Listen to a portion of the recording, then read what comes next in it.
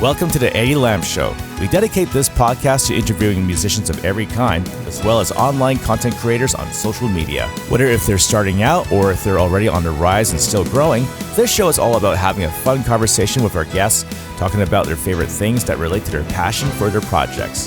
Thank you so much for tuning in, and let's have that conversation. One of the most important things when it comes to community in the local music scene is building one. Our next guest is Sam Emilyn. She's not only a vocal powerhouse, but also a mentor, fantastic songwriter, and part of an organization called the Project Fan City. We'll be talking about her songs, her background in musical theater, and a video that went incredibly viral on Instagram.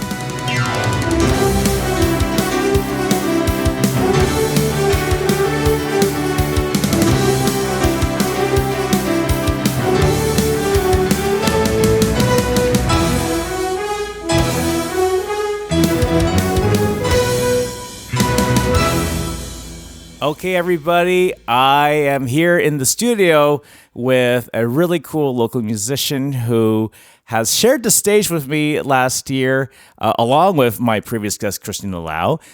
She played some amazing keyboards and backup vocals with her, and I got a chance to get to know her as well from the local scene through open mics and other musical functions. She is multi-talented. She can play keyboard, she can play guitar, she could sing, she could play the shaker, and she is also a fantastic singing teacher as well, who is on demand. So we cannot deny having this person on here. We got to give her a nice warm welcome. Let's give it up for the amazing singer-songwriter and cool musician all around, Miss Sam Emilyn. How are you doing, Sam? Woo! I'm just imagining the crowd like, yeah, thank you. That was such a good intro. I feel so good about myself. No problem. Well, you made me sound really awesome. I hope I can live up to all those fun things. Well, with you playing that big stage at the Dragonville Festival last year and this year, which we'll talk about later on, that says a lot already about you. So we are so glad to have you on the show just to get to know your musical career and just your cool interests that you have. Thank you. I'm so happy to be here. I think that this podcast that you're doing is so cool, and we need more of you, of this show, and highlighting all the amazing Vancouver musicians and artists we have here. Thank you so much. You're doing the good work. No, thank you so much. Appreciate that. You know, it's just that one country song called Famous Friends, and the lyrics of the chorus resonated with how I feel about our local scene. I think the chorus went something like, I got some famous friends you've never heard of, but back in, insert town, our crowd is second to none. You may not know them here in this big city we're in, but when I go back home, I got some famous friends. Yeah, I love how you just quote that. Yeah. Just drop those lines. Drop those bars. Oh, yeah, no, exactly.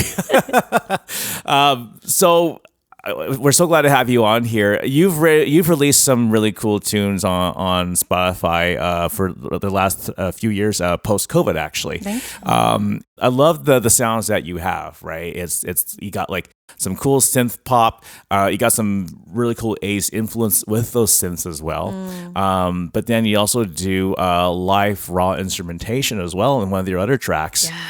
And I just love that you're also influenced by your favorite pop artists, R&B, because I think one thing that makes an artist stand out too is, some people can create their own unique sounds, but a lot of it stems from a big package of influences that have come along your way. Who was that one star that helped you influence your musical writing inspiration? Oh my gosh. I mean, you're so correct in saying that I have a wide range of influences. So it is difficult to pick just one. Yeah. I definitely have had eras of different influences, like going all the way back, which probably influenced my writing, like lyrical ability the most, all the way back. And like, imagine it's 2010. I'm in like grade 10. Actually, let's go back to like Let's go back to 2008. Okay, yes. I learned how to play guitar Nice. from my middle school band teacher. Yeah. And the first song that I learned is "Teardrops on My Guitar" by Taylor Swift. Really? Yes. So this is during her country era, basically. Yes. Yeah. And she was just starting to go pop, and that was a huge influence as I watched Taylor Swift evolve and go through her own different eras. A lot of my, I guess, appreciation for lyrics, double meanings, double entendres, like strong imagery, color-based imagery goes along with that. But I think Taylor Swift, as like all the different sounds that she went through, I kind of graduated into, 2012 was, I feel like, the era of the hipster.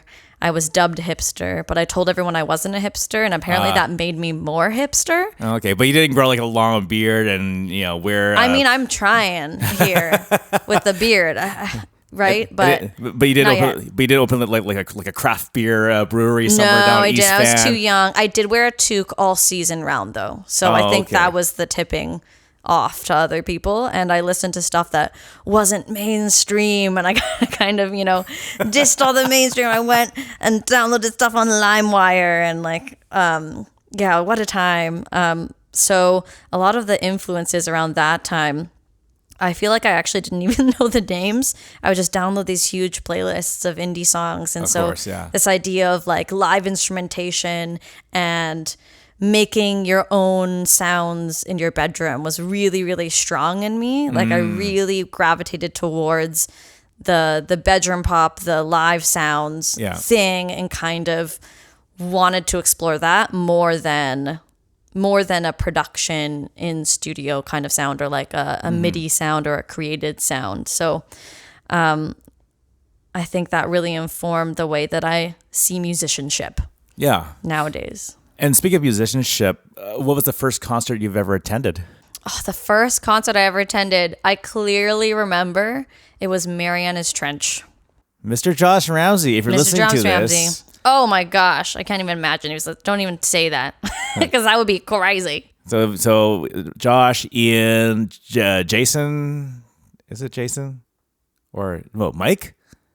I'm trying to get him. I don't know, man. So sorry. You're so much better read than me, but those names sound familiar. Actually, no, wait. I think it's Josh. Correct me if I'm wrong, guys. I'm really sorry about this, but it was Josh, Ian, Mike, and Matt, I believe. Mm-hmm. I believe. Yeah. Anyways, but Josh, the mastermind, because you were mentioned, absolutely, because you were mentioned the 2010s, right? Yeah. Because that was also that same era when Josh co-wrote that big hit song "Call Me Maybe" with Carly Rae Jepsen. Yes. And that became such a big hit. Mm-hmm.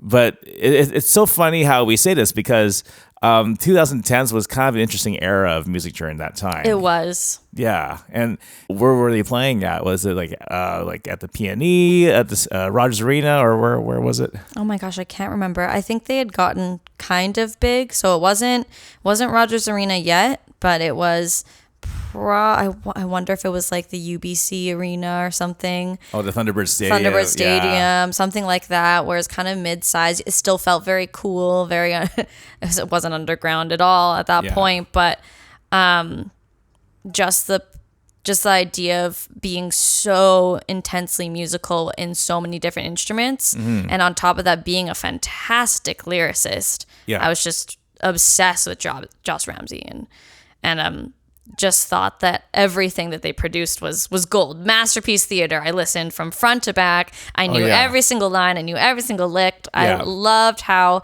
intertwined everything was, and that was very in line with my identity as a musical theater kid. That's right. Because here was like pop rock meets the idea and prowess of musical theater, and interwoven songs and callbacks to songs earlier in the album. So that definitely was a huge influence of what I think it means to be like a true musician. Mm-hmm. And that's a really high bar to set myself up for. I realize right now as I'm saying that, but it's all Josh's fault. Yes, that's right. So Josh and the boys, we blame you for this. Mm-hmm. But that album was such a highly acclaimed one too. People say it's one of their best albums of all time, arguably. But because when you even look at that final track, they have that mixture of all these mashups, right? Yeah. And you can't deny how epic that sounded when you Yeah. play that. Like, what a way to finish the album, basically. I just get shivers, like, Yeah. But it's very similar. It's such a similar kind of line of thinking Yeah. as my favorite musicals at the time, which was Wicked. So I That's actually right. saw Wicked in person, and Yeah. very similar things happen in musical theater. You have the song at the end, the song at the end of the first act always Yeah. has these. No, I don't know about always, but like often has in musical theater callbacks to other songs which happened before in that first act. That's right. So I just think it's fantastic, and it's difficult to do. That's not an easy feat to interweave everything like that. Yeah, that's right. Yeah, and that's the thing with Wicked, because I know everyone's going gaga over the movie, right? But it's true though. But arguably, this is debatable. But it still doesn't beat seeing the actual thing live at Broadway. I would say so. I think seeing a live musical theater show is a different experience because you know it's happening in front of your eyes, and all of those people there's something about being in the presence of a chorus of people as opposed to hearing it, cut and produced. Like that was a fantastic production, but there's just something about being in the room, which is incredible. I think what it is, this is just my opinion. I think we're all drawn to live, raw performance, because when you're singing on that main stage on Broadway, you cannot fake your way through what you're going to project. Yeah. There's no audition to back you up. So what you're hearing from these people when they sing live, especially if we go back to the legends like Michael Crawford, Sarah Brightman, whoever else you can think of, from the Andrew Lloyd Webber musicals too, right? You're hearing pure raw talent, and they're not BSing you. No. Like this is like well projected notes that I'm just like, wow, I feel for this character. Yes, and I think that like talent aside, it's not only talent. I feel like there's an incredible wealth of skill and practice on top of the raw emotions that they bring forward. And I think so many artists in Vancouver do this so well, where they just leave themselves and like their hearts. It's emotional work to like write songs and perform them, songs that you yourself have created, especially put yourself in that vulnerable place and to feel what you were feeling when you wrote. There's something so magical and incredible about that. That's part of what I do with my coaching quite a bit. That seems to be a theme in the last few clients that I've had, is how do you do that? That's actually difficult and draining to do so, but it's something that a lot of singer-songwriters are trying to get to. How do I leave my heart on that stage? What was the first musical that you fell in love with? The first musical I fell in love with, I feel like it probably was Wicked, because I got the chance to see it in London. My family went to London for a vacation. Wow. It was a very short vacation. It was 4 days in London, in the UK. And then we did 3 days in Paris, I believe. Nice. And Wicked was a musical we got to see up in the nosebleeds. We had these hilarious little like binoculars that accompanied that seat. So you got to pick up the binoculars, and I got to witness the real thing. Loved the musical, downloaded the tracks, learned all of them, sung all of them. Yeah. So I have a deep knowledge of Wicked the musical going into those movies, because I've known this musical for a very long time. Actually, the song that's going to come out in the next movie, For Good, the song For Good was one of our graduation songs.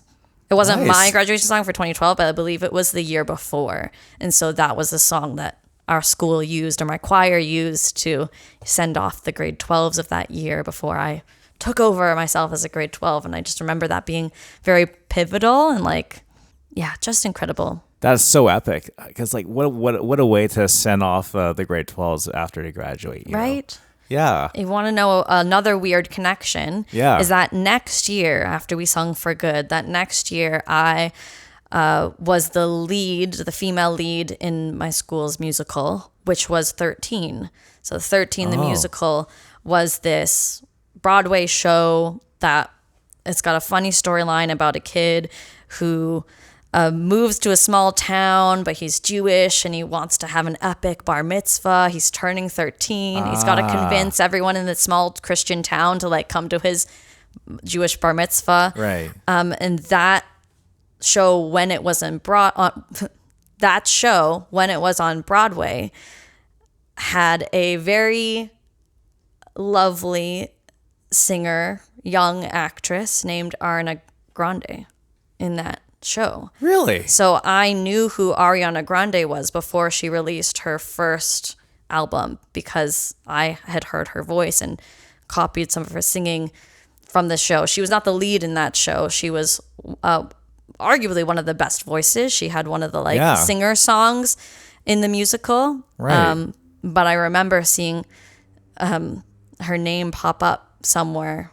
I guess the algorithms on like social media were working on me at that time. Yeah. And they said, hey, you listen to 13 the musical, you know this person's name, she's coming out with an album. And I just went berserk and sort of follow her journey all the way through to her then starring in Wicked was a huge deal for me personally. And you see, we're talking about the same superstar right now. She's already like one of the most iconic stars from the last 10 plus years now, right?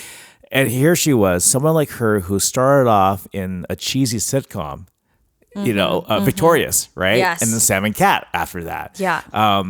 And it's funny, it's got your name on it, Sam and Cat. But seriously though, but yeah, you see someone like Ariana Grande started off doing corny sitcoms like Victorious. I mean, I was a sucker for Victorious. I won't lie. I love that show. It made me laugh. But I don't think she wanted to become known as a cheesy comedic comic relief person, right? Because we've heard her sing at that show too. And I remember when I heard her sang in some musical segments in Victorious, I was like, whoa. She's a Broadway kid. Yeah. Like, she's well trained since probably birth. She's always had it. Like, Yeah. And I guess after leaving the sitcom world, now she became like this mega iconic star, who's pretty much, up there now. Like, first thing she sang, on an episode of whatever sitcom she's doing. But then next thing you know, she then collaborates with that. Remember that one song she did with Jessie J and Nicki Minaj? Oh my gosh, I love that song. Yeah. Yes. Da, da, da, da, da, da. Bang, bang, into the room. Yeah. You got it. That's one of my favorite karaoke songs to bust out if I can find another like super diva singer. Oh yeah. I'm like, can you do Bang Bang with me by Ariana Grande and Jessie J? And we just need and if you can nail the Nicki Minaj part.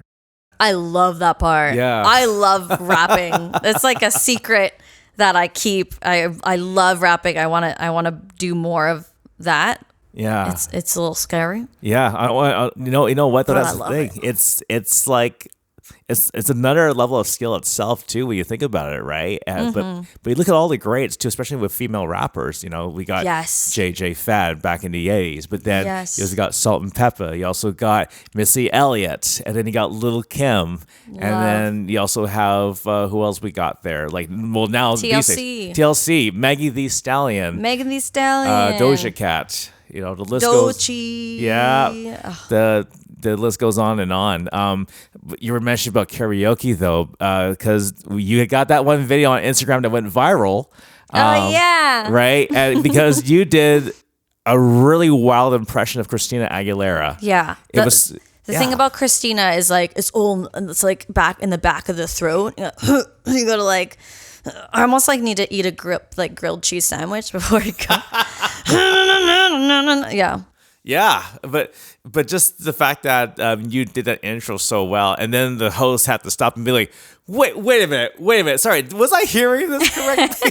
I was waiting all night for my turn. It's a funny story actually, because I was with a friend of mine, Jana Callie, who I had also been coaching and helping her find her feet in music. She's released some beautiful songs. Big shout to check Jana. her out.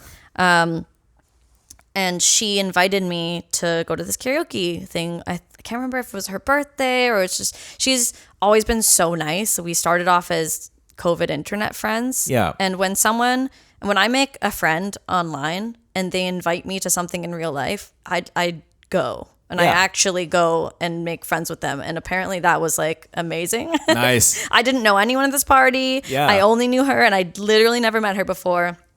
The first time I met her, and I went and we clicked. So I was helping her with singing stuff, which is, I love doing that, especially with singers who know what they're doing. Oh, it's so fun when someone's actually like really talented. It's so much more fun for me. And I got to go to this karaoke thing. So she was kind of like challenging me on the way there. She was like, nice. Oh, Sam, like this karaoke, like, what are you going to sing? Because this place, there's good singers here. You gotta like pull out a really, I was like, oh, usually I just do something silly and fun that like everyone's gonna sing along, because I'm a singing teacher. Like, that's so mean. That's such an asshole move, I feel like, to like bust out something that, you know, is just a show off song. But she like challenged me a bit, and I was like, okay, I'm gonna bust out a song that, you know, even I don't know if I can do, which is Christina Aguilera. And we waited all night. Like, I signed up probably at 8:30, 9 p.m. Yeah. And everyone's going up, and it's a great time. There's some amazing singers, but there's also some like very normal, just like having fun, singing along people. So I was like, okay, it's not actually that big of a deal. But the song was already in, so I couldn't back down. Yeah, I couldn't back down on this one. And it didn't help that, like, we got a table, the bar was open, and it was probably doing math in my head right now. It's probably 3 hours before I got to sing. Wow, and I was having, more than a couple drinks in that time, like kind of leading up to it. So 3 hours later, it's midnight. It's like past midnight, almost 1 a.m. I'm like, girl, if I don't go in the next like 3 songs, I gotta head home. Like, cause I like being out this late was a lot. I'm old. It's a long night. It's a long night for me. Like, I'm the type of person who's usually in bed at like 10:30 maximum and up at 5 the next day. So I got early work here. And sure enough, she pulled some strings. She talked to the person in charge and said, "Hey, my friend really wants to go. Like, she signed up a long time ago. Can we get her through kind of before we all leave?" And so I was the last one of my friends to sing. Wow. I believe. The last one. And so I had the liquid courage. I had the regular courage as well. I was like, everyone's having a good time. Yeah. Let's just go for it. And so I just wholehearted went for it.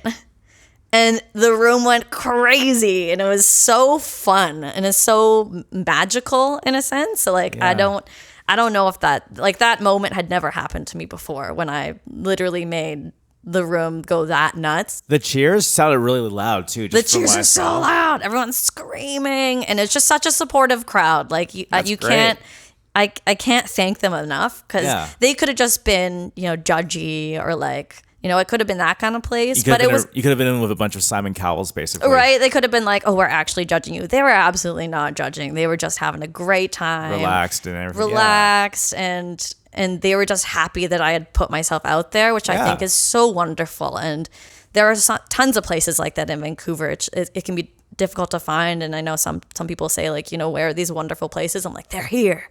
They exist. Places of good vibes. Yeah, and I'm so glad you did that, because now that video's got 30 million views now, I believe, or somewhere around that range. Crazy, yeah. And I really hope, if Christina is listening to this, if you saw that video, Christina, I hope you saw it and you were blown away by it, because I tell you, man, doing Christina impressions is not easy. Oh my gosh. And we talked about this, how, on our private conversation, that because Ariana Grande pulled off that Christina impression on that one episode. I love that video. Oh my God. I watched Jimmy that video. Fallon, yeah. I watched that video so much. Can't believe you brought that up, because I watch that video like probably once every 6 months. I'll be like, I just need to watch Ariana Grande do a bunch of awesome impressions of people. Ugh. Yeah, but that's where her comedic background came back into play in full circle in a way. She's such a talented, person. Great. That's her thing. Great singer. She's hilarious. So funny. Yeah, that's amazing. But speaking of music and audiences, let's talk about your musical catalog. Because, like I mentioned earlier, you got stuff on Spotify, and of course, like you said, it's never a bad thing to fall in love. Mm-hmm. What a great track that is. Thank you. The synth pop influences came into play, and like the nice drum beats that came with it as well, and a catchy chorus. That's where I felt like there was that 80s influence that was involved in it. Yeah, totally. Because when you have that synthy voice in that beginning too, I'm just like, it's like a little nod to Daft Punk in a way. Oh my gosh. Because I love the funkiness of Daft Punk. Yeah. Like combined with the coolness of the synths. That's a great, I don't even know what to say. Well, tell me a little bit of the story behind that, the lyrics. That song's got a crazy history, actually. Yeah. Because I originally wrote that song with opposite meaning. Really? So I wrote that song probably 2 years before it actually got recorded and then released. Yeah. And this is a pattern with me. Like, it takes me a long time to do things, and I would love to talk about that. I actually wrote a song about that very thing that's going to come out later. But things take a long time with me because I'm doing so many other things. I do many things, coaching and teaching and educating and schooling and academia. So things just take a little longer for me. Mm-hmm. And that song I originally wrote as this like very cheesy love song for my ex-boyfriend. Oh, okay. That I was falling in love with at the time. And he had made a comment early in our relationship, before we really put the label on it, that he was scared of being together because he was scared of if things didn't work out. It's like, what if things don't work out? And so, well, it's never a bad thing to fall in love. Like, I don't see a problem with giving it a try. Yeah. And so we ended up being together. That's when I wrote that song. Oh, okay. Cut to like 2 years after that, I'm actually finally getting around to recording it, and I've saved up the money, and I found an amazing producer at the time who really aligned with what I wanted and all this stuff. And we had broken up. Oh, yikes, man. So we had broken up, and I just said to my producer at the time, Ben, I was like, I need to redo these lyrics because I can't even sing it. Like, our vocal day was coming up, and I was like, I can't genuinely sing this anymore. And so I flipped the meaning. Okay. So I took the original lyrics and I just like put them on their head, and it still was very, what's the word? I have to cut out my thinking. It was a therapeutic experience, I think. Gotcha. Yeah. It was still cathartic. Gotcha. Because I was still okay with the fact that we had fallen in love. Right. I was like, you know what? The relationship ended, but I still didn't regret it. Yeah. It's like there's like a nice little fun history behind it somehow. Yeah. It's like a story worth telling anyways. Yeah. Nice. Absolutely. So you mentioned your producer. You said his name was Ben? Benjamin Kamen. Ben King. Yeah. Right on. Not Ben E. King, who wrote. No. Kamen. Yeah. Yeah, that's awesome. Yeah. And so what was it like working with him as a producer?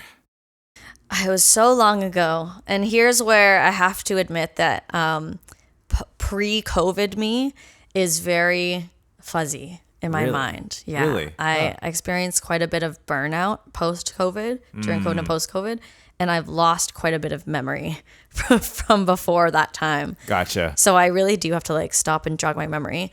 I think it was my second time working with a producer. Yeah. No, maybe my third time working with a producer. Okay. I think it was my third time working with a producer. Yeah. And I had the confidence to be a little more forward with what I wanted. Yeah. And I think the awareness of what it is that I wanted. Mm-hmm. And so I was able to really embrace the pop sound at that point. Gotcha, leaving behind the snooty hipster ways of like only wanting to do live instrumentation at all times. And I was kind of embracing, okay, let's see what I can make that's really diving into pop, that's really like in the box stuff. Right.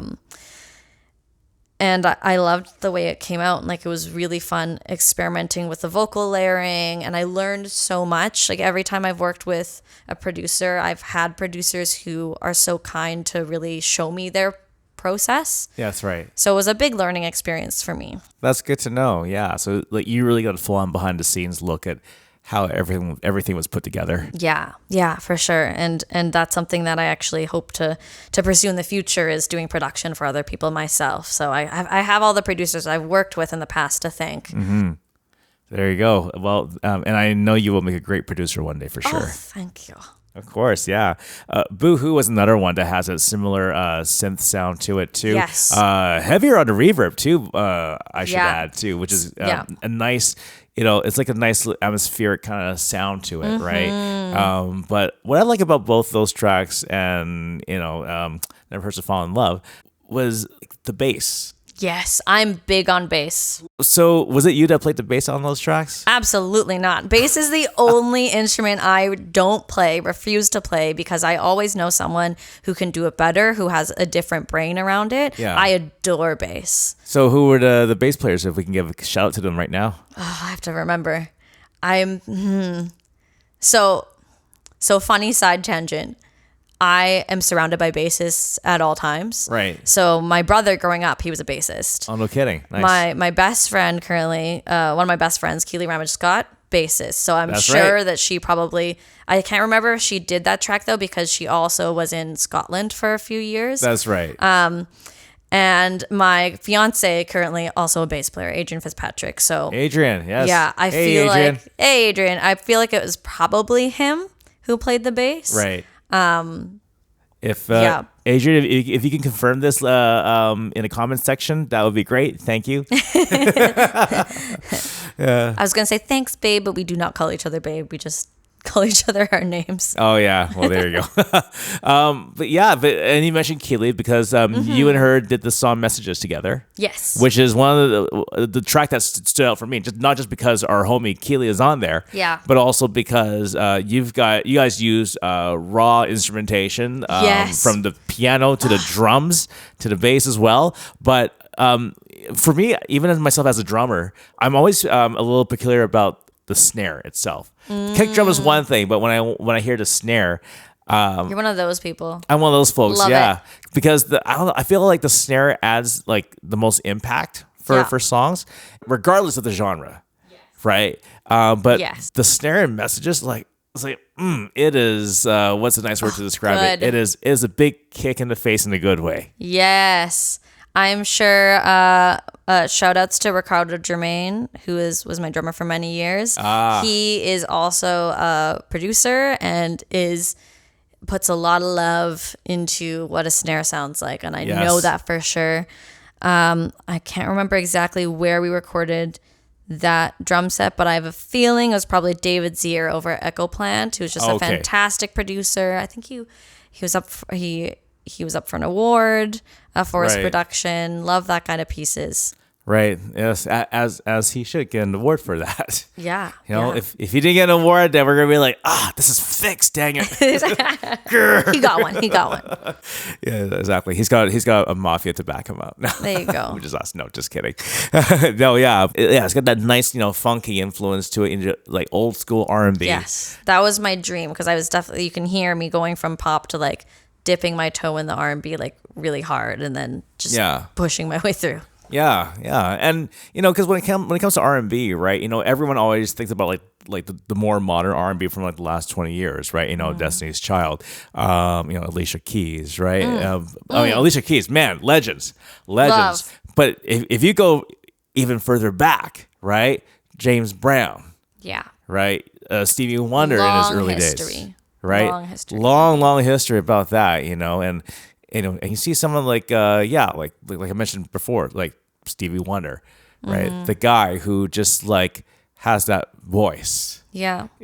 And you know how when he gets all excited when he sings a song, you know how he shakes his head live, back and forth, right? But you can tell he's really into it. Yes. But then but you see all those old school recordings going back. People were not using programmed drums back then like they are now. They have an actual drummer, like your track on Messages, right? James Brown had a horn section to back them up too, and any other R&B artists you can think of back in those days, pre 1990s. Yeah, I love a smoky trumpet. Yeah, there's just something about R&B and soul music that I just really love. Yeah, and tend to move towards and gravitate towards not being able to play it myself, but finding musicians who are really good at that genre was integral. So I think Message was that, like, bringing together of people that were really good at being in that pocket, being groovy. It was a really fun track to make. Yeah. Oh, I bet it was. Yeah, because I could tell. I'm just like, this is like real raw talent right there when I heard that track. Oh yeah. Yeah. So great job on that track. And again, skill. Yeah, and big shout out to our homie Keely for killing it. Oh yeah, she's my favorite person to co-write with so far in my life. We've been co-writers for a really long time, and I think we balance each other out super well. Yeah, that's right. Always kind of filling in the holes. We also had like breakups at different times. That was fuel to the fire for songwriting. Oh my goodness! Wow. Talk about transparency in that. Oh, it's great. Nothing like every time something bad happened in my life, I'd be like, oh, cannot wait to hear what songs come out of this horrible time. Right. Yeah. Right. Of course. Yeah. And everyone talks about the whole thing, when it comes to working, whether in a band setting or in a collaborative setting of some kind, it's not always sunshine and rainbows like they present on MTV or Hollywood, for example, like that. Right. Because people don't realize that, no, there are a lot of conflicts between musicians. Absolutely. And, and sometimes it ends ugly, and there are times where problems do get resolved because they figure out what to compromise. What do you think is a key factor in order for musicians to work together despite potential headbutting? I love this question. Because, Eddie, I've been thinking about this for a long time. Yeah. And coaching people to collaborate with others. Like a lot of what my nonprofit that I work with does is bring people together. The Project Van City, we put together musicians, and knowing how people deal with conflict and how people present in conflict, I think is a really big part of knowing how successful that group is going to be, or knowing how those people will challenge each other to become better and grow. Yeah, that's right. So I love that question. I think that for me, for a long time, I was very passive. Not passive aggressive, just completely passive. Yeah. If there was a conflict, I would just not enter it. Which I think was the mistake I kept making. I see. If there was something that I really wanted, often I would shy away from it and just internalize that as like, I'm not good enough, or I can't, my idea must not fit here because, someone said something else. And I just had to learn to be honest. Yeah. In a specific way, because I think sometimes people say, just be honest, and that means like yell your ideas into their face, and that's not quite like the direction that I think I needed to learn to not swing so far the other way either. Of course, but having a sense of honesty and comfortability with expressing something that you're not sure someone else will understand. Yeah. Just having that comfortability with, you're probably going to say it incorrectly at first, and you're probably not going to be understood the first couple times, but spending the time to sit down with people and say, you know what, we can figure this out. Like, what is it that you really mean? And how can we at least give every idea a try? I strongly feel what musicians should do, or any occupation that involves a group setting. If I were to suggest an education class, or if they want to go to university and major in this, maybe they should. I feel every musician as well, they should go and study psychology. Yes. Including things like, yes, we're snapping our fingers in agreement. Yeah, here. sorry, no one can see me, but I'm like shuffling everywhere and like wiggling. You know how poetry nights, when someone says a really deep line, everyone snaps their fingers. It's exactly that too. So yes. I feel musicians should at least study a psychology program, which includes even learning things like ADHD and people who are on autistic spectrum as well, because there are musicians I've worked with who are making ADHD, or there's a lot I've worked with who are on a spectrum as well. Yeah.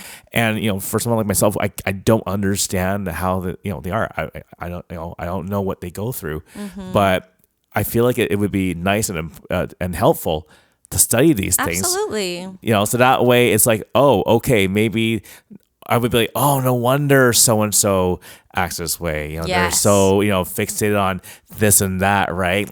Because they may have this or whatever condition may be. But it's just learning how to go about it. Yes. And the right approach. Yeah, absolutely. And I think that has two different really positive outcomes. When you understand someone better, you get less upset at them with the way they're acting, because you know that some of the way they're acting is out of their control. Yeah. But also you get less upset with yourself. That's right. And you get less upset with, I must be doing something wrong. Like, why isn't this connecting? Because you can start to understand, okay, I did this. I did this, therefore this effect happened. It's not personal. Yeah, exactly. Yeah. Yeah, so there you go, folks. Maybe that could be a good way to change the game for musicians, including when they work in a group setting. I absolutely have tons of book references. Like, I love psychology. I'm doing my master's in counseling at the moment. Nice, yes. So it's just my favorite thing to think about psychology, and I think very much informs the way in which I coach singing as well. That's right. Because a lot of my coaching, I'm working with people who know how to sing, but they don't know how to fully sing the way that they want to, or the way that they feel authentic, right? Or because they write their own songs, it's very vulnerable, and there's anxiety that we're dealing with. So I think that so some really fantastic books that have really informed myself is The Happiness Advantage by Shauna Core. There's also The Let Them Theory by Mel Robbins that came out this past year. Okay. And right now, I have not finished reading this book, but it's becoming very informative, specifically for Gen Z people, or people who were born a little bit after myself. Late 90s and up, It's called The Anxious Generation. It's a pretty stark read. It can get quite dark. There's a lot of science in it. That's right, yeah. But I think it's super informative when it comes to mental health and how that affects people's not just productivity but creativity. That's right. Yeah, and I'm so glad that if you go into psychology as your major, I feel like a lot of artists, whether it be music or visual arts, whatever it may be, I feel like artists need a counselor that they can talk to, who can relate to them too. Yeah. It's almost like I wouldn't say like maybe like say Taylor Swift should have a counselor on her tour, but I mean she could if she wanted to. She's got the money I for volunteer as tribute. That would be fantastic. Yeah. Well, it goes back to what we were talking about earlier, that leaving your heart on the floor, that's emotional work. It is. That's emotional. That's exhausting. And if it feels exhausting, that means you're doing work, right? It's not nothing. It's not just a flat performance. And especially writing, I think. And there is a connection between when you're singing something that you actually wrote or that you actually really connect to. That's right. Yeah. Absolutely. And also just connecting to neurodivergence that you mentioned before, like ADHD, autism spectrum. I think there's a lot of crossover between creatives and neurodivergence. That's right. I think it's a big part of how people process their own emotions or process the world and how they might not fit in it. Yeah, we become creative to like figure out what the heck is happening? Yeah, exactly. And I feel like another thing that should happen is, and this is my personal suggestion, maybe there should be a support circle for musicians too. Yes. You know, like do like a drop-in session where musicians can spend like a couple of hours, you know, sharing what they're going through right now, some struggles, whatever it may be, and just like AA, right? But it's musicians talking to each other and making conversation and providing different solutions as different advices of what they could do. You know, one guy could say, "Yeah, I'm having trouble with this drummer right now," and then the other guy could say, "Well, you know, you could tell your drummer to." Not take a hike, but Yeah. But learning how to phrase those things and like, how do I sit with my own uncomfortability of the way someone's acting or what someone's saying and yet still communicate, this creative idea. Because I totally agree. Like having creative differences with people it's relational, but it's a type of relational that not every counselor might understand if they're not necessarily in that world. That's right.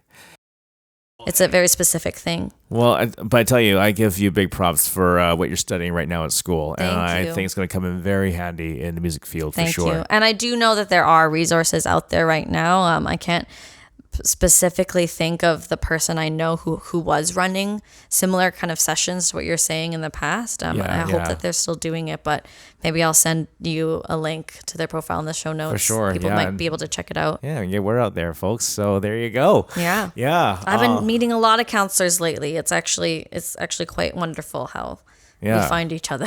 That's true, yeah. I mean, just like how musicians find each other too, right? Yeah. But speaking of finding each other in the music scene, you and Christina, you guys did the Dragon Ball Festival 2 years in a row, which is amazing. Like I said, it says a lot about you guys, being a great team. So last year, you and I, we shared that same stage together. You rocked it, by the way. Thank you. You like ran off stage, and then you had to run back just in time to make your cue. It was awesome. Thanks. I was running out of breath by the time I got back on there, and that's when I realized I needed to work on my cardio a bit more again. But the fun part was when Ian Cromwell was standing there near the stage, right? I was running back to the stage and I high-fived him. Yes. Because he was like waiting for a high five. He's a tall man as well. Yeah. He was waiting for a high five, and then I just jumped up and high-fived the dude, and I'm just like, over the moon about that. But then I was just like, okay. Get back into it again. Oh, it was so fun. I think you are such a fantastic performer. Like Thank you. You put on the performance for sure. Thank you. No, I appreciate that. But you and Christina, even last year, man, like you guys did such a great job, because even having you and Ian and the rest of the band backing up Christina, like I felt that chemistry between you guys.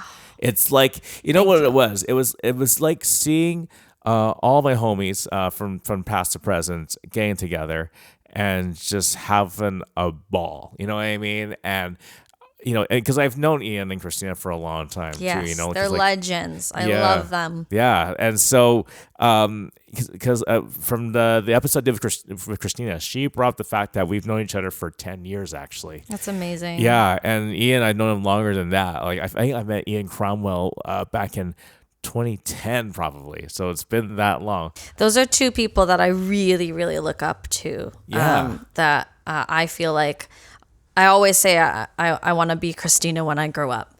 Like that's she's one of the people that is my North Star, and I was floored when she asked me to perform with her. Yeah. So I definitely felt like it was such a pivotal moment in my career as a musician, where I was like, oh my gosh, if I can be on the same stage as these people, as Christina Lau, as Ian Cromwell, I feel like I made it on that stage. I was like, this is amazing. But what I love about them too is that once they get off the stage, they're still cool, regular folks like you and I. They're so cool. And they still hustle to get themselves out there regardless, right?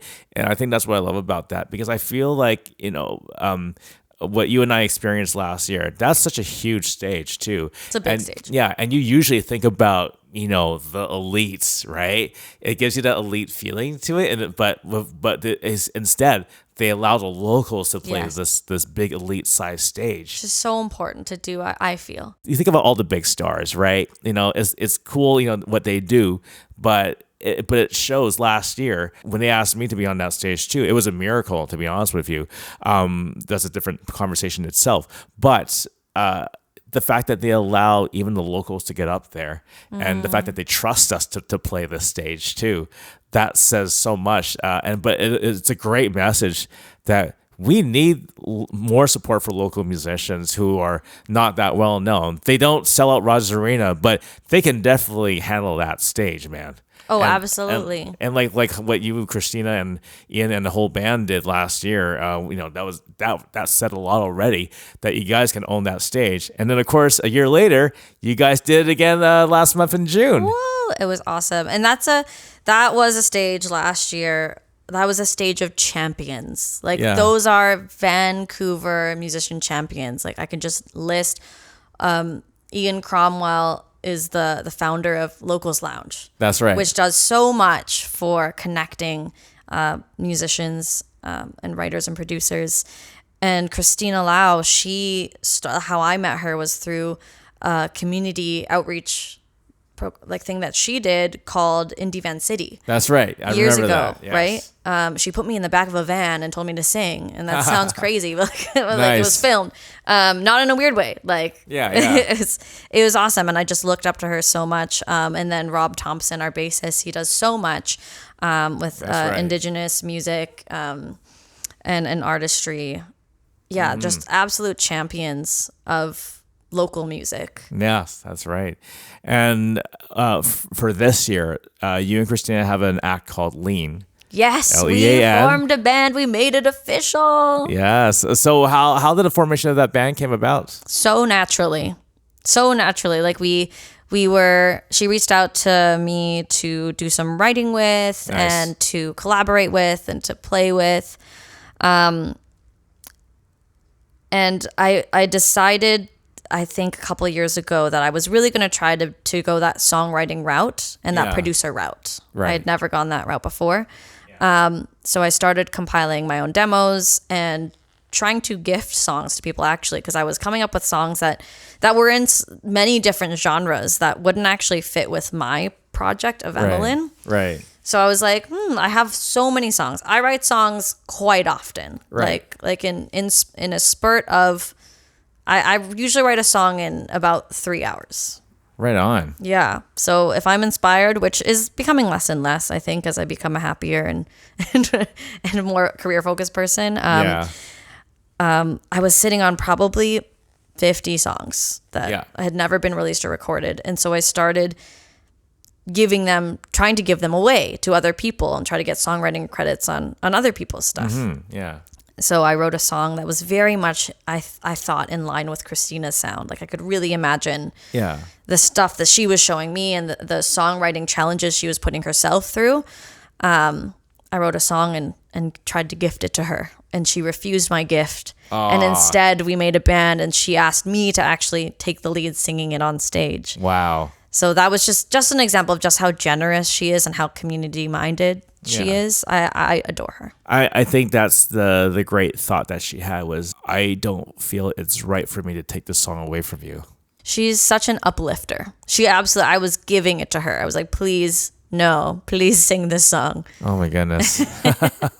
She's like, I'll sing a verse. It's like, when you offer like a nice giant pie that you bake for Christina, but then Christina says, why don't you join me to eat this pie together? Absolutely. That's what she does. That is what she does. And I think her whole life is, she's constantly uplifting other people. And I'm really excited to be on this musical journey with her where we get to give, that she's getting more of the spotlight that she deserves, in my opinion. Exactly. Yeah.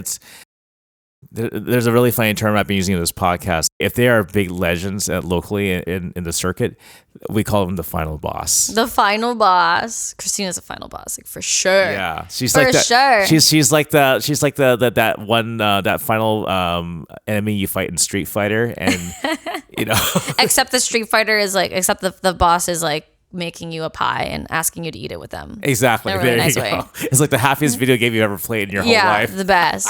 Love it. The end. The end. Right. You reach the final boss and everyone is friends. There is a game kind of like that. I think it was called Undertale. That was my favorite video game. I haven't played that game yet. Oh my gosh, it's a little bit. I won't spoil anything for you. But I Okay, did yeah, play yeah. We don't want to split the viewers either. Passively. I made all friends. I didn't kill nobody. Right. It's fantastic. Ah, gotcha. Well, there you go. Yeah. Kind of World of Warcraft, where everyone goes out there, builds an online community from there in some weird way as well, you know? I've never played that game, but yeah, I hear good things about that. Wow. Yeah. It was called WoW for short. WoW. World of Warcraft. Anyways. Yeah, but speaking of community, you have attended all the different open mic nights around town as well. I've attended a few, for sure. Yeah. Since I was 16, I was like addicted to open mic nights. I Yeah. loved it. Yeah, and that was kind of like part of your weeknight routine in some ways, right? Yeah. I felt like it was like training for me. And I had all these songs, right? Like I was I'm an emotional writer. And when the emotional things happen in my life, which was often when you're 16 and 17 and 18 and 19 and 20, you know, and on and on.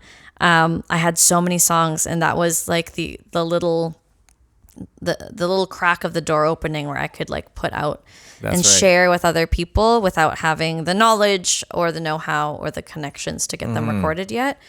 And I would always test songs in an open mic setting on people. Yeah, it's like the training field basically. It is, yeah. And just to feel the way an audience reacts to a song, I feel like is such a great way to see what people appreciate about the song, what should be highlighted if you do go to record it.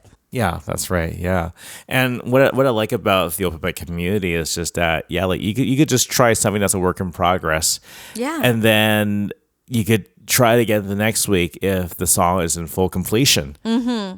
And then you can be like, yeah, well, check it out. I finally thought of a bridge for this song. Yeah, people are so nice. In my opinion, people are so nice. We have such a good community here. And if someone is not nice, they don't belong. They can leave. But like everyone that I've met is there in the open mic scene because they love sharing music and they love, it doesn't matter. There's no judgment that I've ever felt. Yeah, there's no favoritism. There's no favoritism. It's just pure appreciation for every person that comes to share because it's hard. Yeah, and I think every musician needs to learn about this, and I think we can safely say, you know, when you go into a community like that, just don't forget, man, you're not the main character. No, absolutely. You know? Yeah, I feel like everyone gets their main character moment on that stage. Exactly. And then you're back to being the supportive side character, Samwise Gamgee, that really keeps the whole night moving. But it's great, you know, because like the bigger picture is, you know, we all have a story to tell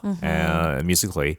And I think it's cool to see something like that happen where you can find those hidden gem talents that we never knew existed, you know, and what a way to coexist somehow in our scene. Yeah. That's the cool thing too, because when I was a lot younger, when I experienced open mic for the first time as well, you know, I would come across some really cool high caliber musicians who I'm still friends with today, such as the legendary, who deserves to be on the Mount Rushmore of Vancouver, is Don Alder. Yeah. Right. The way he plays the way he plays his acoustic guitar, it's just fantastic. And then there is the amazing Gary Chalk, who I grew up watching his cartoons when he was a professional voice actor, actually. No way. But then I met him through the music scene in person, and I remember I first fangirled a little bit over him, saying, you know, well, Gary, I used to watch all your cartoons as a kid growing up, you know, but here we are live in person hanging out, and then we just became friends since then. I wonder how that feels for you, like watching when you go into an open mic and you see people who are so good. Yeah. Like what do you think, or is there any bits or trinkles, because I know for myself personally there can be that little bit of imposter syndrome. There was a little bit of that. I think for me, when I was still very green into songwriting, into just playing in front of people in general. I think that's so natural. So like, how do you get over that? Well, to be honest with you, I just had to just keep practicing, and then just measure my progress. I forgot how I even keep track of it, but you know, I just had to make sure that like even if I made the simplest mistake on something, Yeah. how do I just own it and just just make it fun too? Just say hey, you know what, I meant to do that. So you saw it as Right. like a challenge, to A nice little challenge. a little challenge, Yeah. and an opportunity to get better. Yeah, exactly. Yeah, but at the same time too, like for me being in that music scene, kind of how you feel, right? Like, when we go to these communities, I still feel like yeah, it's good for us to want to encourage each other, empower each other in a way where we can help each other grow as performers. I feel like growth is really important for not just myself, but for other musician friends I see who've been doing this for a long time. I feel growth is so important. Growth is so important. Yeah, not just like in terms of how they are on their performance, but even on the quality of how they treat other fellow musicians too. Yes. Because sometimes we were all young and stupid at one point where we all thought we're gonna be the next Christina Aguilera or the next Destiny's Child. The right? hopes were high. Yeah, right. And my wife has a term for it. She calls it Disney thinking. Disney thinking. You know what? I still have Disney thinking sometimes. Yeah. Sometimes. But I was glad that I had to learn the reality of how much work really goes behind Yes. getting yourself out there as a musician.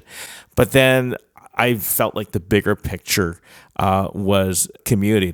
As I got older, I felt like community was a much bigger thing for me. That is more fulfilling than fame and fortune. As some people do go after it, because when you hear these stories about people who finally get the fame and fortune, they still feel it very empty. Yeah. I respect so much if someone's going for the fame and fortune, because I think you're absolutely right when you said it's a lot of work.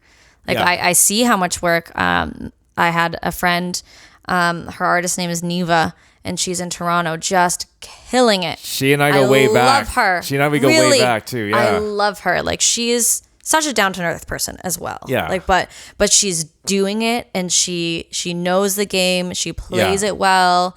She's a fantastic songwriter, fantastic singer, gorgeous human being, inside and out. And the work that she puts in, and the money, I'm sure, that she pours into her projects. Oh, for sure.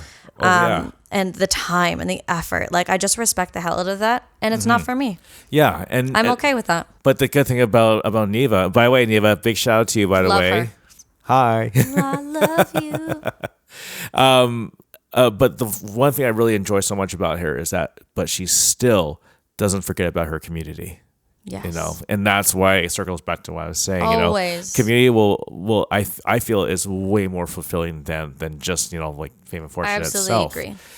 And I think Neva hasn't forgotten about that. Which we've done shows together in the past, like back in, I think it was 2013. I think it was her old band Green Tree. Yes. Green Tree, and then my band Cry of Silence, and another friend's band. We all did a show together at the late great Railway Club. Rest in peace. Miss that place. Yeah, I know. If someone can please buy that place and run it well for us, that'd be great. I'd do it, but I'm in school. I know. And then we also did some other shows together too, and I thought it was really cool that we connected through that crowd, And I remember her old band Green Tree. We were saying, like my friends and I, we were saying, it's like watching a really cool cast of Disney sitcom characters, except they're there in real life, And it was really it was so cool seeing that, but seeing Neva's growth from there, not just writing some really cool, amazing songs herself, but then writing for other people. Yes. And for K-pop artists. Yes, K-pop artists, and she's like, wow, I can't believe someone actually got a chance to sing the tunes I've written for them. Yes. And credit goes out to her so much for that too. And she hustles. Yeah. Girl hustles. She deserves everything. Yeah. So Toronto, you better be nice with her. Or better. else, we'll take her back. Yeah, or else West Vancouverites are gonna, have to any day make you guys pay the price somehow. Oh man, yeah. But I just love the fact that even with you getting yourself out there too, you've really displayed like how you summed up throughout this whole conversation. You summed up the fact that you're all about the empowerment, you're all about the community, and you're also all about the collaborative effort too with other people. And I feel like this is something our scene can miss sometimes. I feel like we missed a Yeah. mark on that. What's something you would say to a new person who is performing at an open mic for the very first time in their life, or just performing in general? What would you say to that person? Tell me more. I want to ask more questions. Like, why are you choosing to share? Would be my first, I don't know, question to that person. Why are you choosing to share? And if it's, my guess is they would say something along the lines of, I just love music, and sharing the music feels like an important part of the creation. There's something innately human about creating and then sharing. Yeah. And if that is the point, then do it wholeheartely. That's right. Find the people who really resonate with it. There's always going to be negative people. There's always going to be, a fear of negative people as well. That's right. I think there's more fear of negative people than there actually are negative people. Yeah. Because more people are just worried about themselves. Oh, yeah. And if someone is being outwardly negative, they're probably really worried about themselves. You know what I mean? Yeah, exactly. It's an outward projection of their own insecurities. And be patient, because things in Vancouver take a long time. Yeah. Things take a long time in general when everyone's got, not everyone, but a lot of people have to have another job or choose to have another job, like myself, choose to have other career paths. Yeah. I think very few people pour 100% into music. And I think for myself, I'm a pretty multifaceted person. I don't think I could pour 100% of myself into anything. Yeah. I need to be, multifaceted and having wins in many different parts of life. Yeah, that's right. I don't, side tangent, nerdy thing about psychology. It's not really psychology. It's called human design. That's right. Have you heard of it? Yeah. There's different energy types. I'm so into that stuff. It's so great. It's not psychology. It's a pseudoscience, but I love it. And my energy type was a manifesting generator, someone who needs to have, fingers in many places. That's right. Yeah. To feel productive and whole. So, because of that, I think I would just encourage, if someone has that same energy, like, things take a long time, but be stubborn, be calmly and kindly stubborn, and just say, you know what, I'm just going to keep going, put it down if it's frustrating you, and pick it back up again when it feels a little bit better. You have lots of time. Yeah. You have lots of time, and those people are out there that you will connect with. When you ask them, oh, okay, cool. Well, why do you want to do this? Right. Yeah. I can tell that reflects on how you are as a psychology major right now, actually. So that actually shows in a really cool way. So I'm glad you brought that up. Thank you. I do a lot of my coaching. I feel like I started off as a singing teacher for many years, and now a lot of my coaching is around, let's just sit and talk, and then the last half hour we'll sing. But the first half hour is just, what are your intentions? Mm-hmm. What makes you feel comfortable? Yeah. How can we get you to that next level? That's right. Yeah. One of the cool things I do find with the current roster of the open mic people we hang out with now is that I just feel that there's a huge, great chemistry between all of us from the current scene right now. It's a tight scene. It's way tighter than it used to be honest with you. I'm always thankful for all the friends I've made over the years, though. Like I always say this constantly, that I miss those days when we used to gather at Cafe de Soleil on Commercial Drive for the Thursday open mic, right? Back in the day. And a lot of my friends I've made from the last 10 years was from that venue, because of the open mic there at the time. Great little stage. And it's a great hub for the arts back then. People will just go to listen to music, which is lovely. Exactly, right? Even if I just want to stop by and just grab a muffin from them, it was delicious, right? Solid. Yeah. But at the same time, the place was shut down, and I know like a lot of my friends that I grew tight with, sadly a lot of them they need to move away because it's hard to afford a place here in Vancouver. It's expensive, right? That's part of why things take so long, I think. Yeah, exactly, right. And so despite all that, though, I was still ready. I was still fortunate enough to make friends with all these newer people I've met, or as I call them, I always say it in every episode, they're the new season characters. Love. Right? The new cast. So it would be like the season whatever number character. So it'd be like, so it's like all those people. I feel like I'm on season 8 then of my life. Like, yeah. Had many seasons. Yeah. So I'm your season 8 cast probably. Absolutely. Yeah. Right. So I thought that was really cool to experience that. It's almost like I felt like in a way I was starting from scratch again.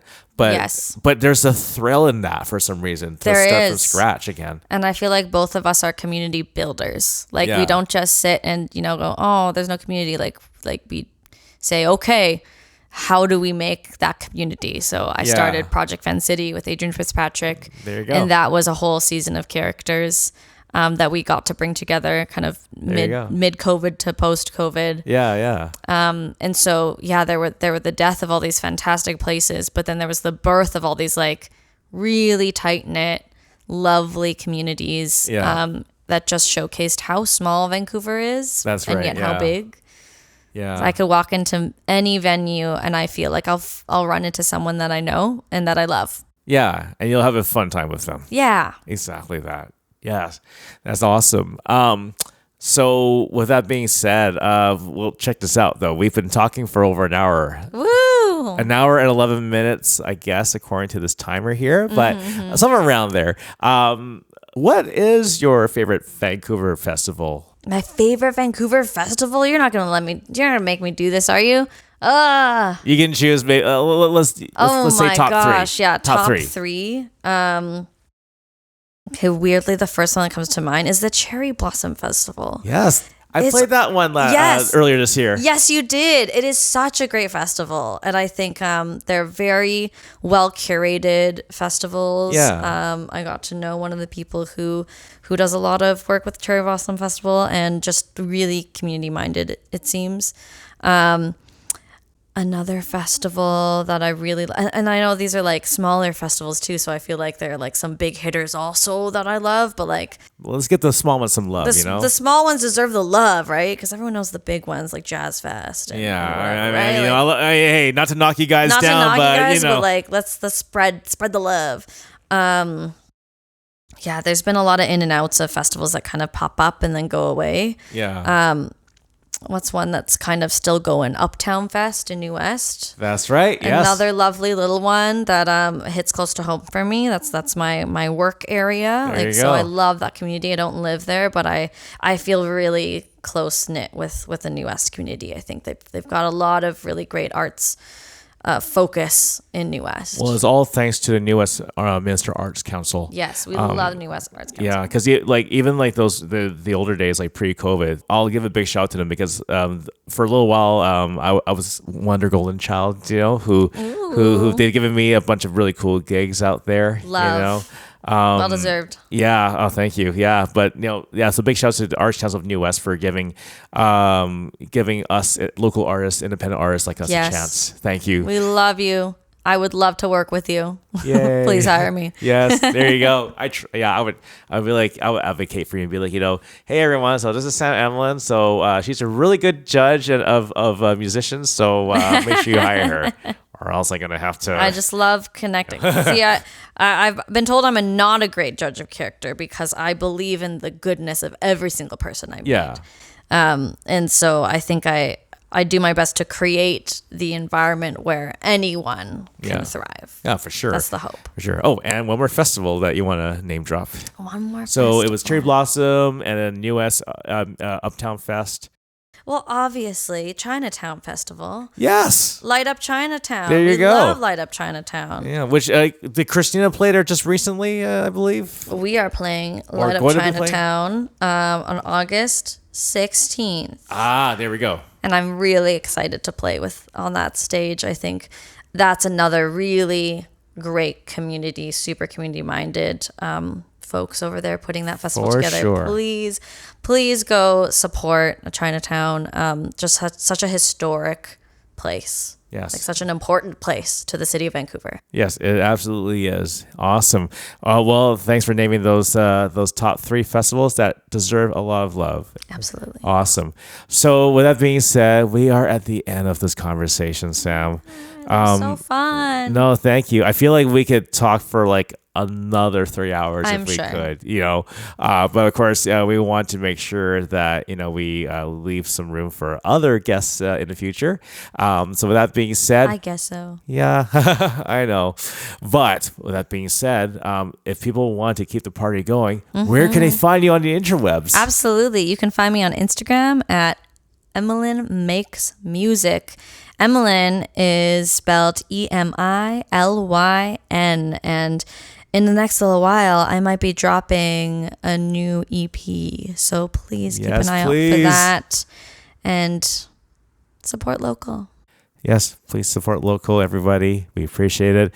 So, Sam, thank you again. We love having you here on this amazing place where we can just relax and just make conversation. This is awesome. The conversation comes easy with you, Eddie. Thank you so much. No, thank you very much, too, for telling us about your history, the amazing legacy you've created in the scene so far, and with stories to come. High compliments. With stories to come, I'm sure. Yes, So, absolutely. yeah.